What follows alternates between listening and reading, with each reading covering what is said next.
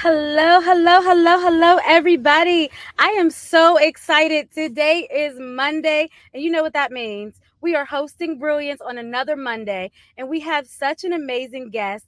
Guys, you don't want to miss this episode. Right now, I need you to like, share, comment, share with somebody because we are ending our quarter of family, community, and school leaders as our theme. We're so excited about this because we have none other than Dr. Ebonie Lamb. And guys, she does not play around. She is on point. You might have heard me reference her quote that she talked about. We'll talk a little bit about that today.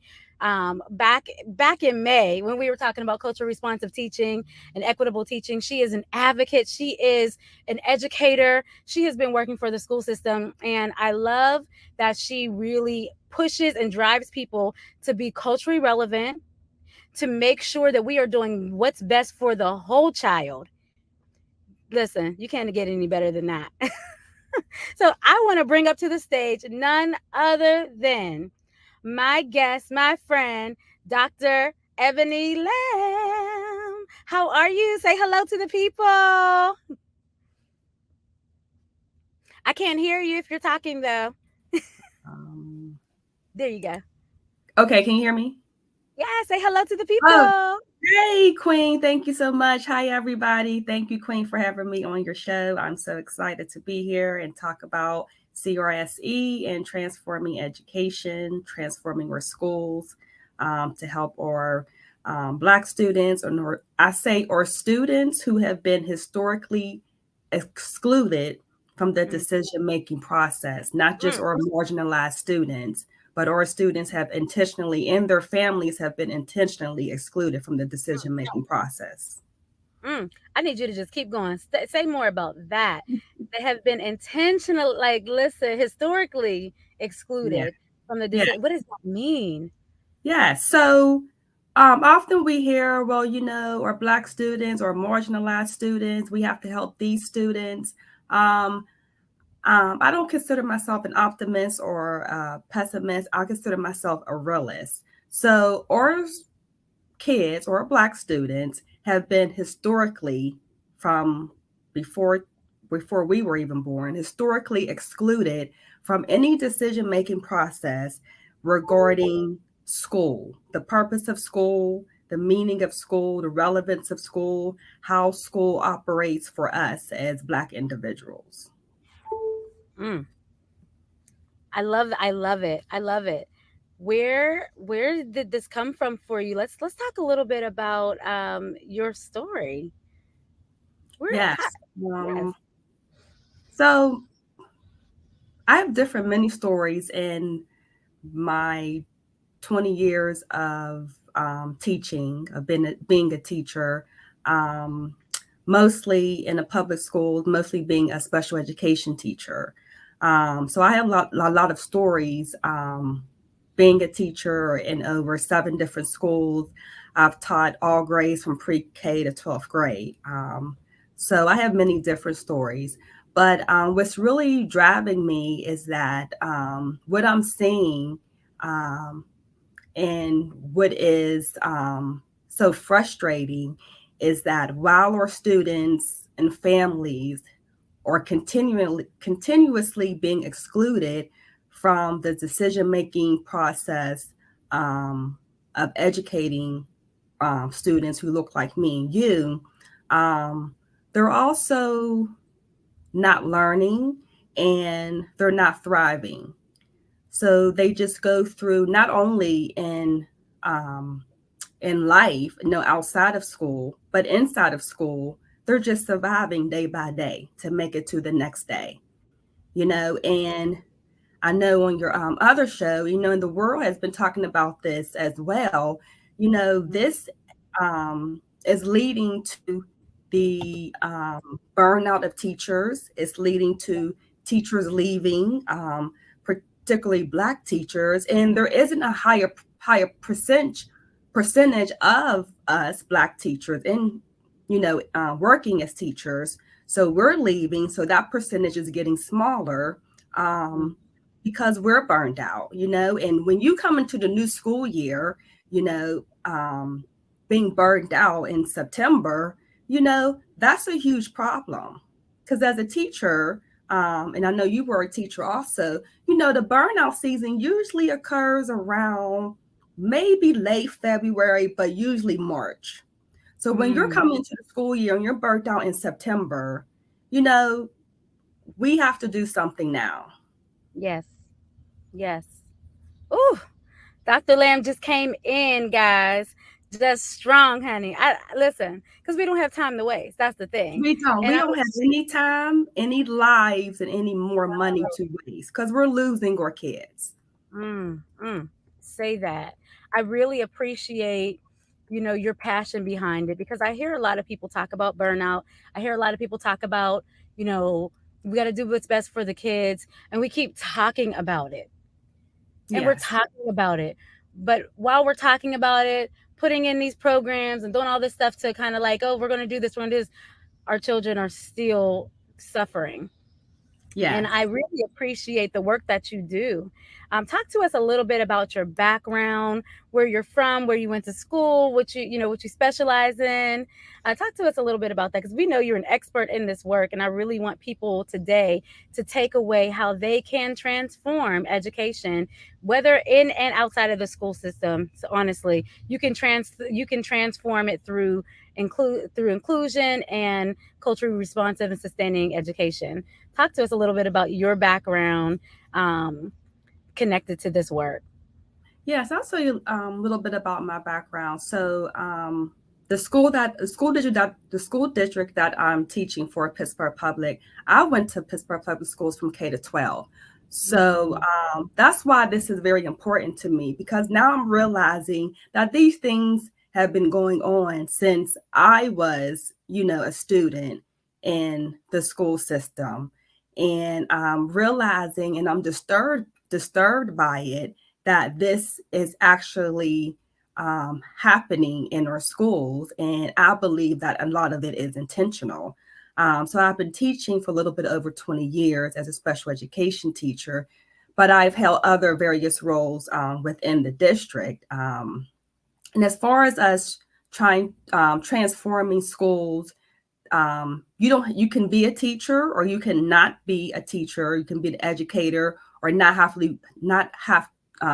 being in the school system, but there's many different ways you can transform schools, particularly for black children who are failing and have been failing before COVID, before many years ago. I just want to point out that a lot of my frustration, disappointment comes from educators, parents, the media, um, blaming COVID for our kids' setbacks. When you and I both know our kids, black kids, have been failing years, decades before COVID. exactly. It's the truth. It's the truth.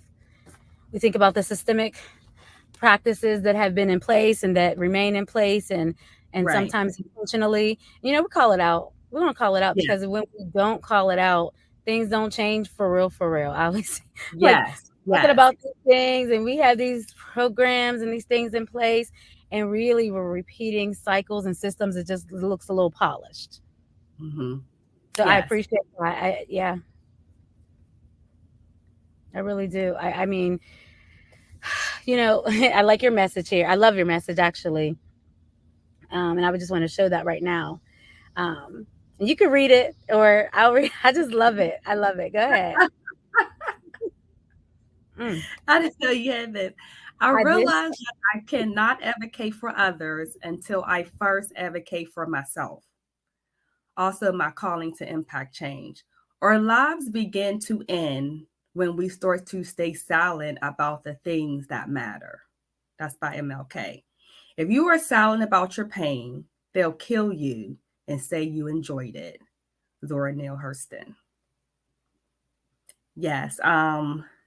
Say more about that. These those statements are very personal to me. Yeah.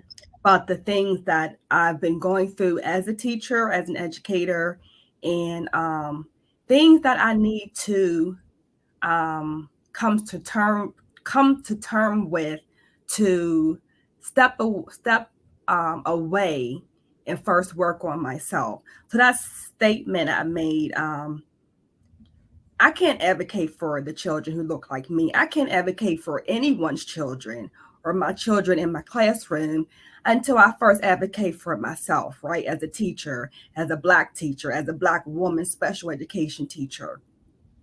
And I finally realized that when um, I was burned out. Um, it was October 7th. I remember the exact date last year. That was my burnout day, and I went through some things that involved the particular school I was at in the school district, and I'm like, how am I going to help these kids when I'm not even advocating for myself? So that's not going to work. So that's the message that I've been working on. I've been advocating for myself, and I want to um, tell this message to teachers, to educators, particularly Black teachers. You have to advocate for yourself, and that can look like um, many different variety of ways, but you have to pick your battles. But first of all, as a Black teacher, if you're not going to advocate for yourself, then there's no way you can advocate for the children in your classroom or children who look like you. Wow. Dr. Lamb, I appreciate that. Because how many times do we struggle in silence? Mm-hmm. How many times do we just take it? Right? I mean, seriously, how do we transform education if we are not willing to be a Mm-hmm. voice for ourselves? And that's actually learned, right? It's a learned behavior. Just take it. It is. It is. And we, as teachers, we've just dealt with that year after year after year. Well, that's the way it's always been done. It's the status quo. We can't change it. And then as teachers, we don't want to be here. We're miserable. And we carry that energy into our classrooms, and it Yeah. feeds off to our children. Students are very smart. They read us when we walk into the room before we even open our mouths to speak. So they Mm, feel the energy and they're reading us, before we even speak. Yeah, so that goes back to transforming education. If you want your students to be engaged, to not only academically grow, but socially, emotionally grow as well. There's some things that have to change, and that's first advocating for yourself as a teacher, because you cannot continue to be burnt out, because long as you stay quiet, like the quote says, they'll kill you and say, oh, he or she enjoyed it, they love doing this. No, we don't. mm, mm. We're That dying right slowly. there. I know a lot of teachers who have passed away Yeah. to health related issues. Um, and people always say, well, they were a wonderful teacher, and they did this and they did that. They were struggling. They were not listened to. They were harmed, just like our children are being harmed. So Mm, that's one way to start transforming education, is to, first of all, just take action. Because with the constant reforms and the changing of the curriculum and just talking about it and having a lot of meetings that could just be emails, we're not doing anything to change what's going on in the classrooms. So that's the first phase or step to start to transform education, is teachers have to advocate for themselves. When we talk about transforming education, we first have to take a look before our students and teachers and staff and educators or even in the building. So let's talk about best practices, research-based practices of transforming education. Let's just start with the school calendar. Why are we still going to school from August to June for 9 months? What is the purpose of that big gap? Okay. How long have we been doing that? Is that best practices? When school districts and schools, they're spending a lot of extra money for summer programs, right? So let's look at the summer programs. So we have these summer programs with all these, they're um, very good, very rich extracurricular activities that our students aren't really exposed to during the school year, right? Which are good activities and also enrichment academics activities to be included in too. So during that summertime, everybody is able to participate through the summer program or summer camp, if you want to call it that. It doesn't matter if you're so-called labeled general ed. If you have an IEP, you can participate. If you're gifted, you can participate. Everybody participates. But when we go back to school in August, it's like there's two different school systems. We have the school systems. If you don't have an IEP, we have the school system where you do have an IEP. And now everybody can participate in the same activities and the same academic programming. And we're all separated into different classrooms, into what classes we can participate in and what classes we can't participate in. So let's talk about that part. Let's talk about, why are we just still going to school for 9 months? Do we have a need for that? And then we talk about, well, there's a learning loss. Well, of course there's a learning loss, because students have been out of school for 7 or 8 weeks. And then we play catch up from September to December, trying to teach what they were taught last year that they didn't get. So each year they're becoming more and more behind.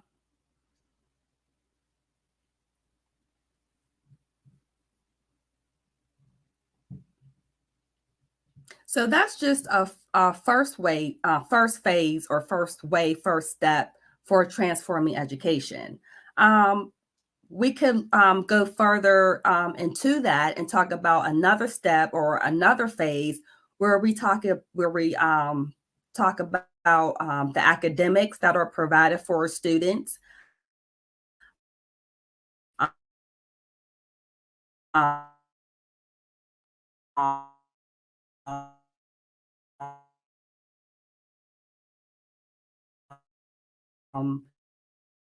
The social emotional learning that I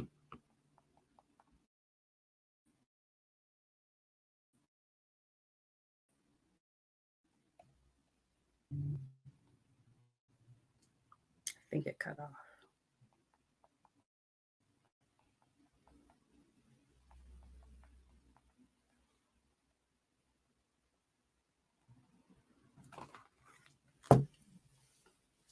Yeah, so I'm just going to go on to, we can call it a second phase or a second step of transforming education before students are even in the classroom. So let's look at the academic piece, social emotional learning, how social emotional learning, one, isn't even integrated into schools or into the classroom, or is taught separately. So, and we continue to teach to the test, which is not helping our students even pass the test, and they're not learning.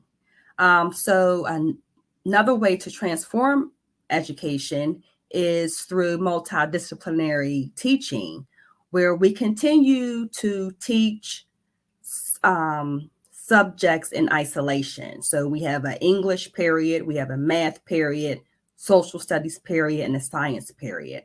And then students know, they figured out how to play the game. Well, the only time I read, or the only time I have to read, or the only time I'm being told to read, is when I'm in English class. So reading should be integrated throughout the school day in every academic subject, in every elective subject area.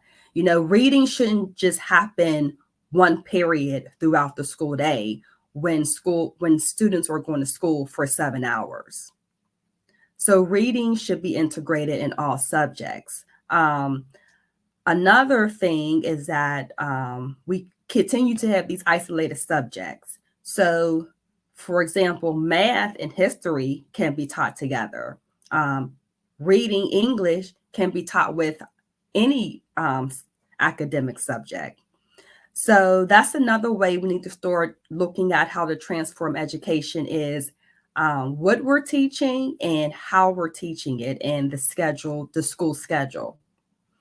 And also looking at the curriculum, the eligible content, and supporting our teachers, providing them ways to actually teach students, and versus teaching the curriculum, because there is a difference between teaching students and teaching the curriculum.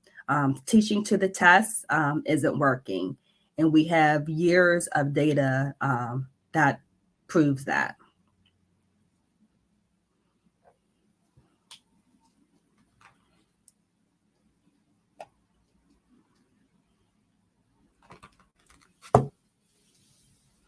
I'll go on to another step or phase, we can call it, for transforming education, is where we talk about our grading policies. Grading for equity. Some people haven't heard that term. Some people may have heard it, but don't really know what it is. So I mentioned before that students, they know how to play the game of school now. So they know they could just pass and go on to the next grade with a D. So we have to look at the way we are grading for in schools, grading for equity. So grading for equity means, are we actually giving grades for what students have learned? No, grades should be given out for what students actually learned how to do.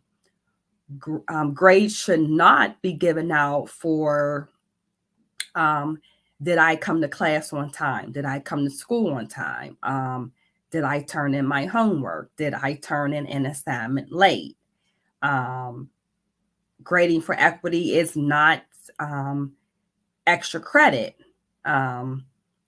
Why is there a need for extra credit when there's 9 weeks in a grading period and there's different project assignments and tests and quizzes given within the 9 weeks of that grading period? So what is the need for extra credit? Because we need to be grading for what students know. We need to be grading for proficiency and mastery.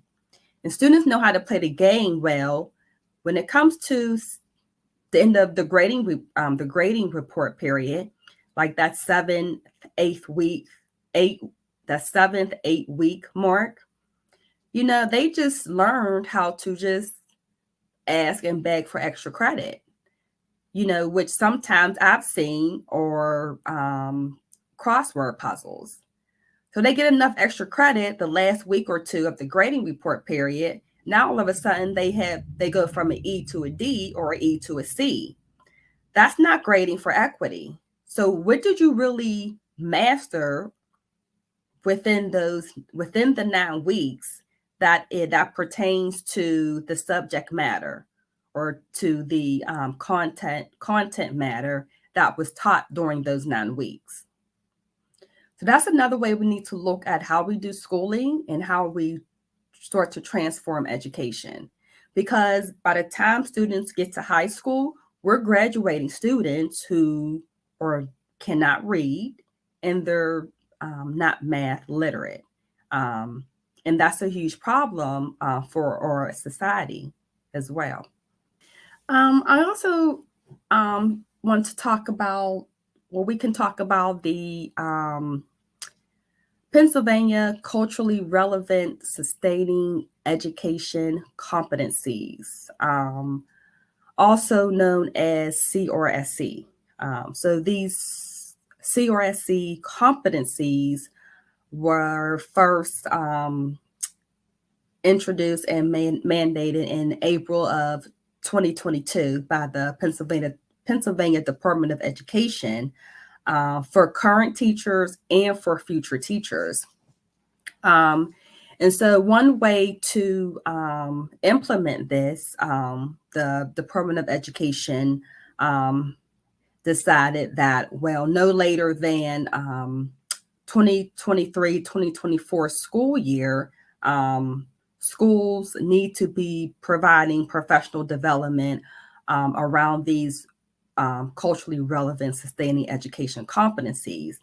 Then, as far as teacher candidates and teacher preparation programs in universities, those entities should be preparing current teachers by no later than 2024-2025 year. So there are still many teachers, educators, people working in schools, parents, even professors and teacher candidates now going to school who are still unaware that these CRSC competencies exist. So I'm glad that we're actually talking about this now, because this is the way to inform people, that these competencies actually exist, and it's a way for you to look at these non-competencies and look within yourself as a teacher and as an educator, and address your implicit bias or explicit bias before you walk into the classroom, because you're teaching students who do not always look like you, who don't come from the same background that you have or where you come from, who may speak another language. Some of our students speak 2 or 3 languages, and our students have different identities. So this is the way for current teachers and future teachers to be trained and have that support so they can meet the needs of all learners in their classrooms, especially the learners who have been who are historically marginalized, or Black students who and their families who have been historically excluded from the decision-making process. So it's just not about looking within yourself and helping to teach the students who are in front of you, but it's also about making that connection with the families as well. So the CRSC competencies, I believe, are very important, because as teachers, we have a very diverse student population in our schools, not just in Pennsylvania.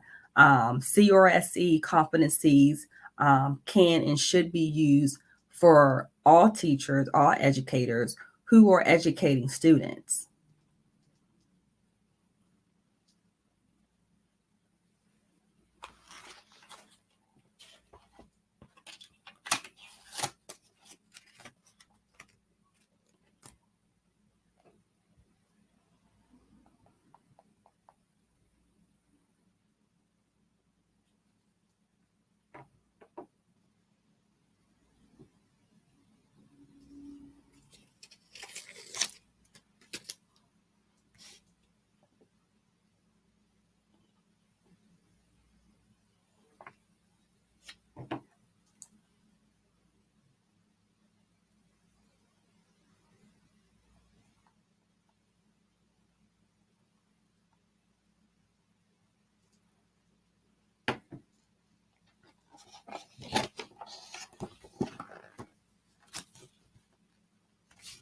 So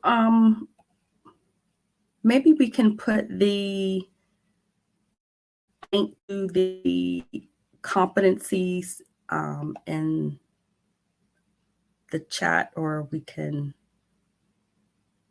maybe provide a link where people can get these competencies. But I do want to share, as I was a Teach Plus Fellow last school year for the 2022-2023 school year, I am this school year a senior Teach Plus Fellow. So last school year, I was a part of the culturally affirming schools work group, and based on the CRSC competencies that were mandated by the Pennsylvania Board of Education, our group worked together to go through those competencies and really unpack those competencies so we can tell teachers, parents, and caregivers of students, what the competencies are, why the competencies are important, and what the competencies really mean, and also provide teachers and administrators and staff members some suggestions and resources. So I just want to hold this up. I don't know if you can see it, but it's called, I can't see it. Can't really see it. But the book is called Unpacking the Pennsylvania Culturally Relevant and Sustaining Education Competencies. So if you would go online, the CRSC competencies is a really long document. So being a part of the culturally affirming schools work group with Teach Plus, our group decided, let's unpack these competencies. So teachers, it could be teachers can really understand the competencies, and they could be able to digest it more, and without being, feeling overwhelmed or anxious, and feeling like, oh, this is something else that I have to do.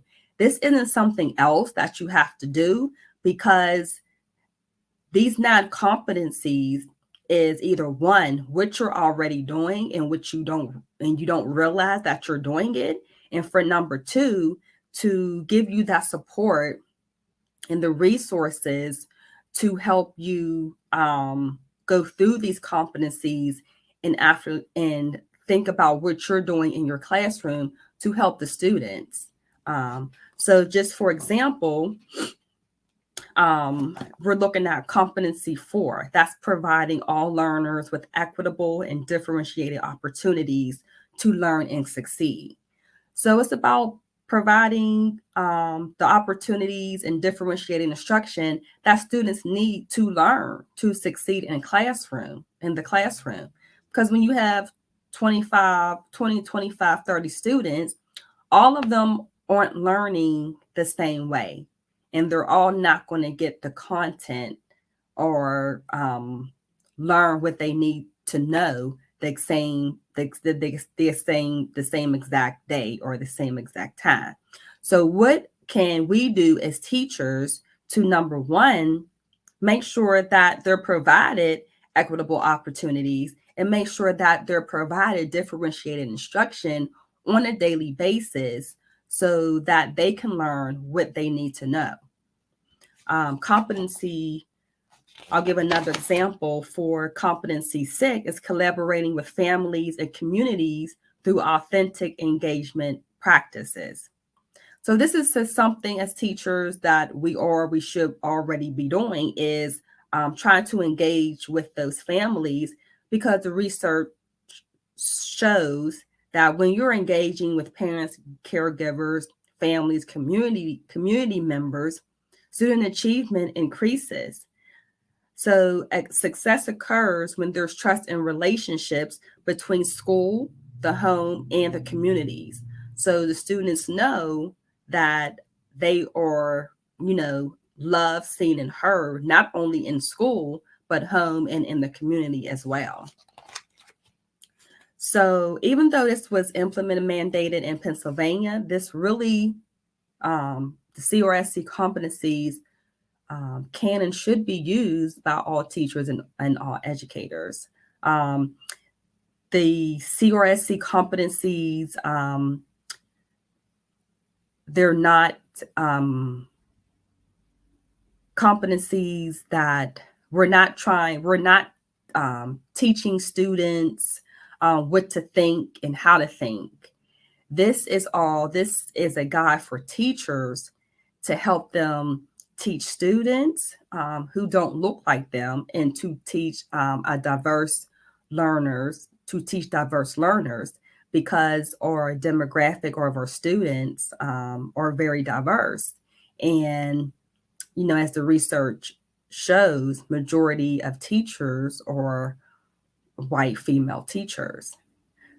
So we have to be aware of the students who we are teaching, and we have to adapt to their needs, because education isn't about the adults, it isn't about the teachers. Education is about what the students need in order to learn and in order to grow, in order to be successful.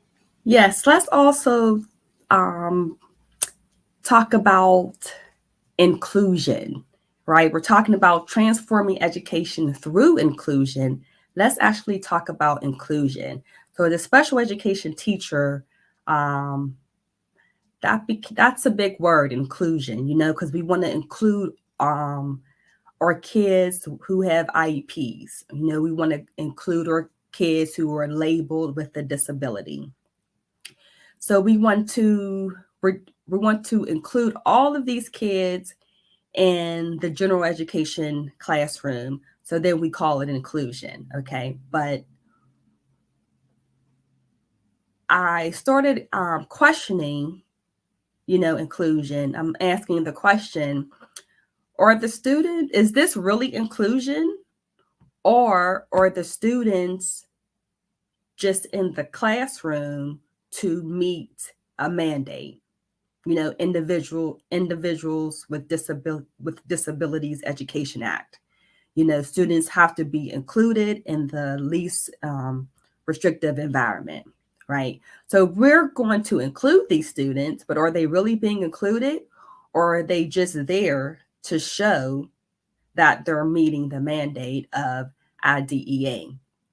So that's another huge thing that we need to look at when we're talking about inclusion and transforming education, because we're doing a really disservice to our students who are labeled. You're just looked down upon just because of your race. So I think that relates to the CRSC, just having high expectations for your students, for number one, being able to connect with them for number two, just by talking to them, seeing what their interests are, not only focusing teaching academics, and then as a teacher, you have to be able to take a step back and, reflect on yourself and reflect on your own cultural lens. Even if you're a Black or a white teacher, doesn't matter what race you are, because you're teaching students, especially now, you're teaching students who don't look like you, who don't come from the same background, who don't come from the same culture, who don't have the same identity. So you have to be aware of that. So you have to look at yourself, and you have to, first of all, acknowledge that this is true. You're teaching diverse students. So you're not actually teaching yourself. So as I said previously, education is not about the adults. It's not about the teachers. It's not about the administrators. And sometimes as adults and teachers, we lose sight of that, because we make decisions based on, okay, well, what's best for me? What's best for the adults? When no, education is for students. So we need to, one way to transform is to stop making decisions based on what's best for us as adults. We're not in school. We need to make decisions on what's best for students. And that's one way how we're losing students, because decisions are not being made to meet their needs. And that can be something as little as how we do scheduling in schools. A lot of the time schedules are made based on the preferences of adults. That doesn't make sense. Something as little as that. And then we can go bigger based on the decision of the 9-month school year. Why are we going to school only from August to June? Why do we keep doing that? So we need to start making decisions that are best for kids and not best for adults. So some adults need to get rid of their egos and some of their big titles, which don't really mean anything, especially when you're not in the classroom teaching students. And the whole system, and I love the way that you're being brutally honest, and pushing for change. We really do have to think about students first, who we serve first. I really appreciate that. And I think that there are many teachers out here trying, just like you, teachers, educators, out in consultants out here really trying to do what's best for students, and they're becoming burnt out. I thought it was really interesting something you said earlier around your burnout date was October 7th, how you remember Last that year. so Yeah. vividly. And I think that speaks to the testament of the great of how we um, get what kind of teachers we get. We have a lot of good teachers who might um, not might who have the answer for change, or work together have change, but we also don't treat them and give them the respect needed or the time and energy that they need to really do this work, and they begin to start to fall away because of the systemic things that you just mentioned. But you know what I like that you said in your whenever I asked you previously, you talked about how you had a really good teacher, and how she started your journey from like pre-K. Like you knew you were plant she planted a seed in you in Mhm. pre-K. And I He thought did. that was like powerful of how the power we have as teachers. And so Mm. if we shift our power, right? Mm. If we shift our power from, like you said, in the education system, egos and titles and things, to the power to really just make sure Mhm. that we're planting seeds and setting conditions that matter, that really resonate with how our children will walk out successful, happy, Mm. engaged, feeling like their culture, they feel like their culture is represented in everything that's happening.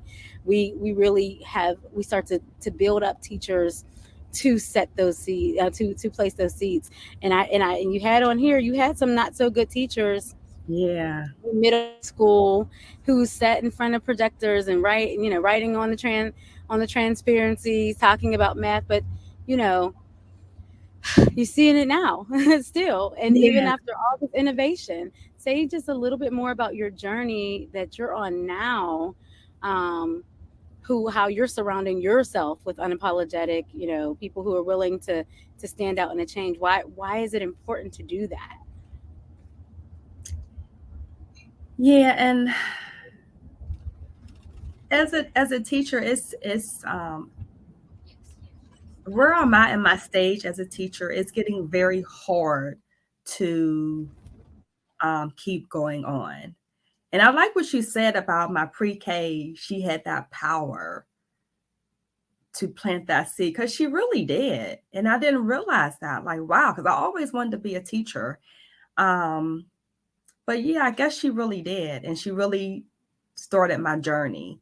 Um, and then, so I want to talk going back to the teacher that I've had, because, I was in elementary and middle school in the 80s and the 90s. And well, before I say that, my history teacher used to always, and this goes back to the CRSC, communicating with and engaging with families. She will always engage with and call and write these notes to my mom. So there was always like engagement with my parents. Okay. So I think I also knew, like, okay, well, they're on the same page, but I really didn't understand what that meant because I was in pre-K. So that goes back to the CRSC too, engaging with parents and communities and families. And then when she used to tell my parents, well, she knows this and she knows that. She already knows this stuff. I don't really, know what else, we can teach her. But then when I went to elementary, I was behind in math. Not that I didn't like it, I was just behind. And I started reflecting on my education experience in elementary, middle, and high school. The teachers, they stood in front of that projector. All of us who's from that time, they know about the transparencies. And they just wrote on the transparency for a whole period. And what disturbs me and what just baffles me and what just blows my mind is that today in 2023, there are teachers still doing the same thing that was done to me or done to us back in the 80s. And then you wonder why there's a so-called achievement gap. It's not an achievement gap, it's an opportunity gap. Like, how are you still teaching the same way today in 2023 that I was taught in the 80s and in the 90s? It just doesn't make sense. So once again, we have to start doing what's best for students and not doing what's best for teachers, for adults. Like, that should just be an eye opener to teachers, students, and parents and caregivers that we're still teaching the same way that we did from 20, 30 years ago.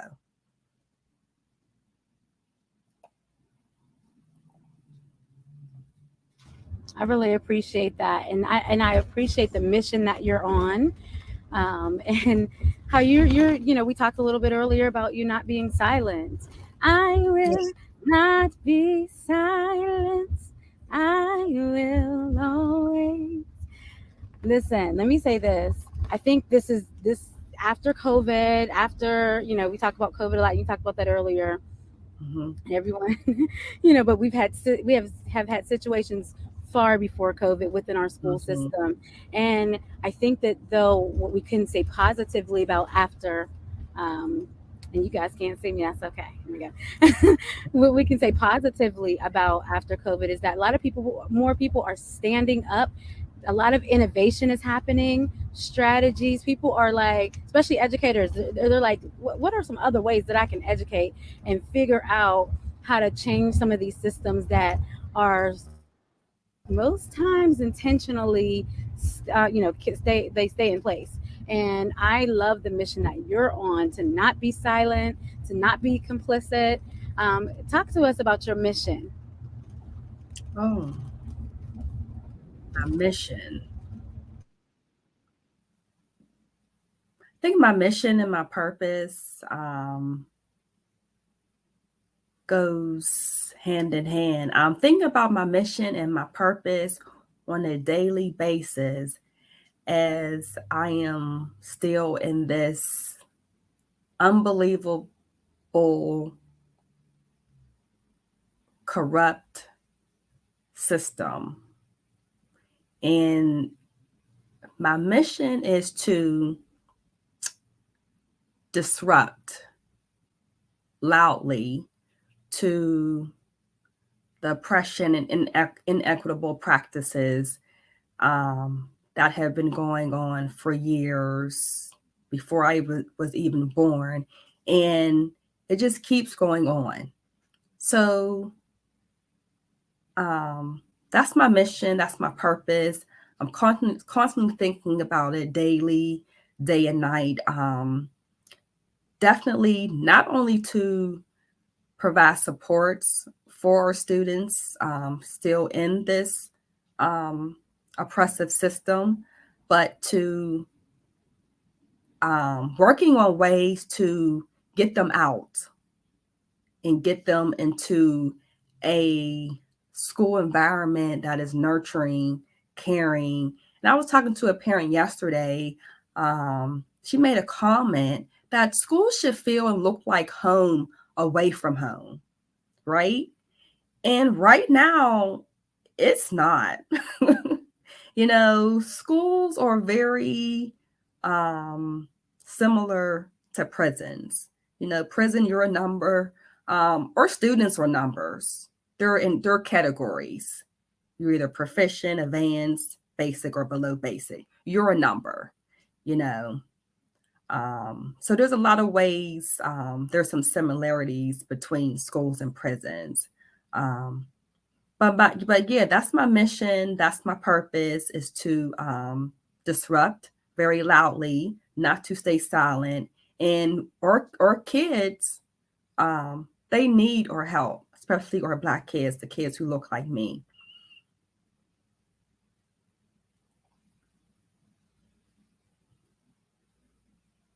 Listen, I love that you said that.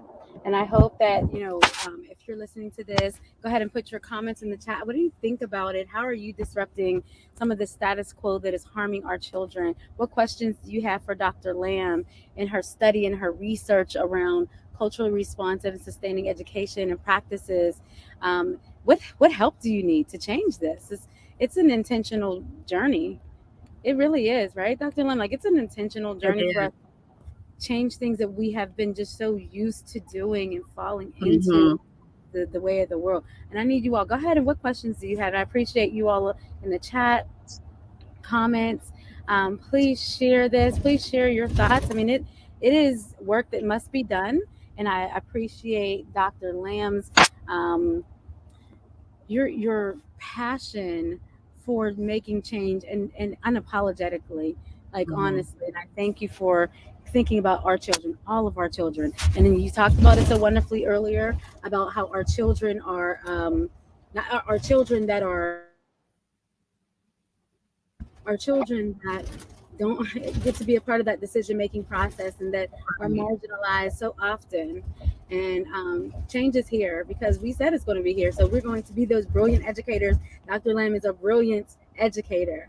What final tips, what final words did you want to say to our audience concerning how to transform education through inclusion and culturally responsive and sustaining education?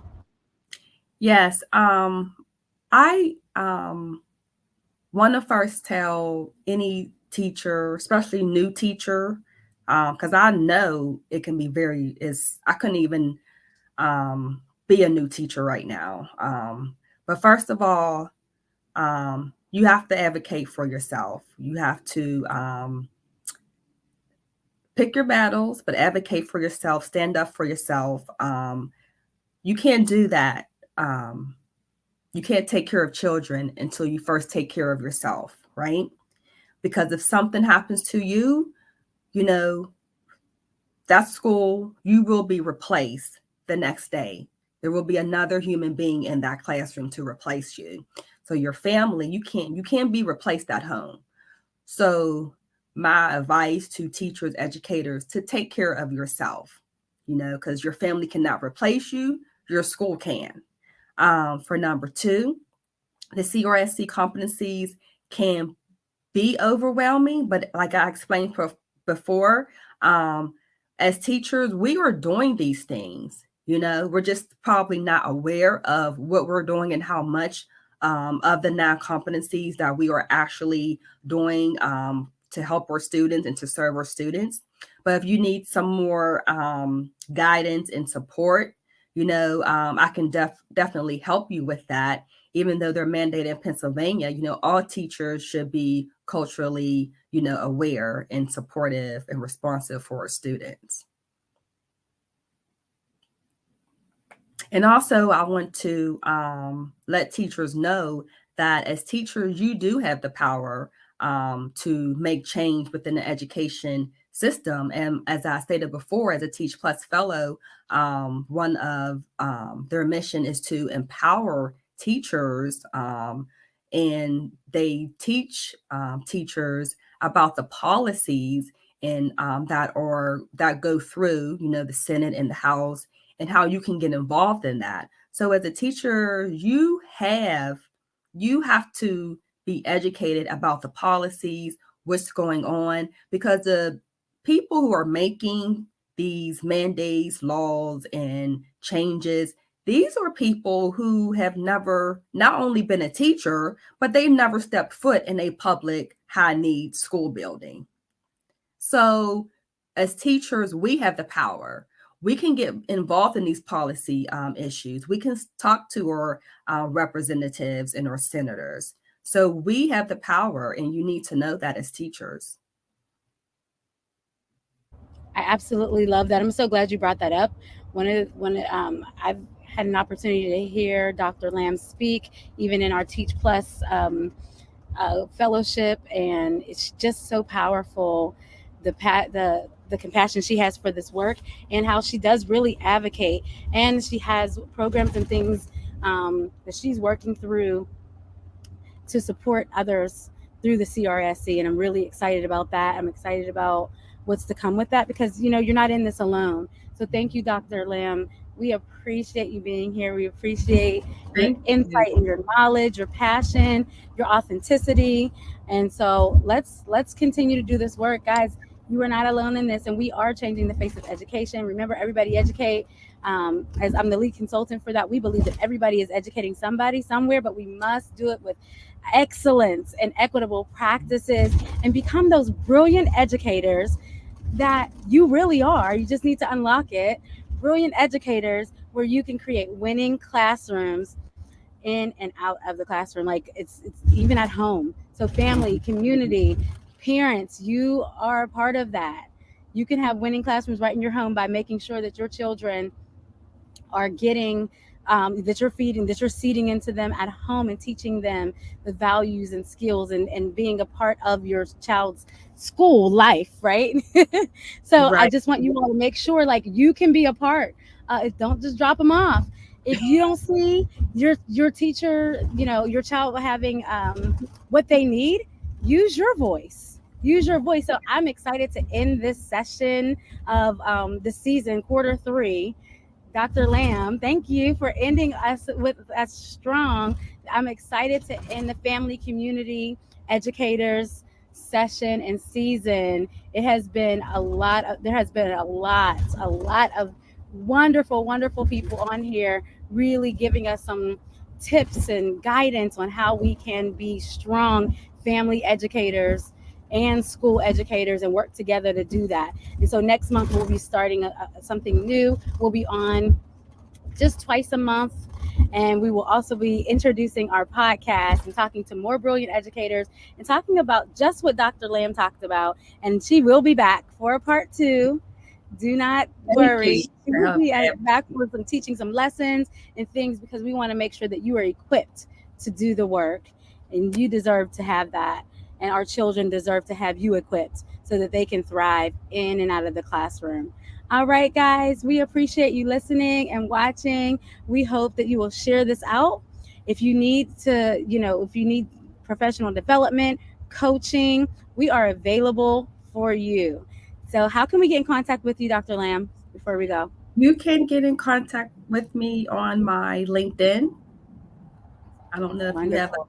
you have a I will put it, actually, I I can think put it's it in on the, okay. yeah, let me see if I have it on here. Is it on here? I'll put it in the chat, guys, for you all to see. I'll put it in the comments, actually. Yeah, it's not on Okay. here. I'll All pull right. it Thank up. you, Yeah, Queen. Thank you for no having me. I really do problem. appreciate it. Absolutely. It was my pleasure and my honor to have you here and to share your expertise. We'll see you back soon for some other segments. So have a wonderful, wonderful, wonderful day. Say bye to the people. Bye, Bye. Thanks, Queen. everybody. Thank you. Thank you, Dr. Lamb. All right. Bye.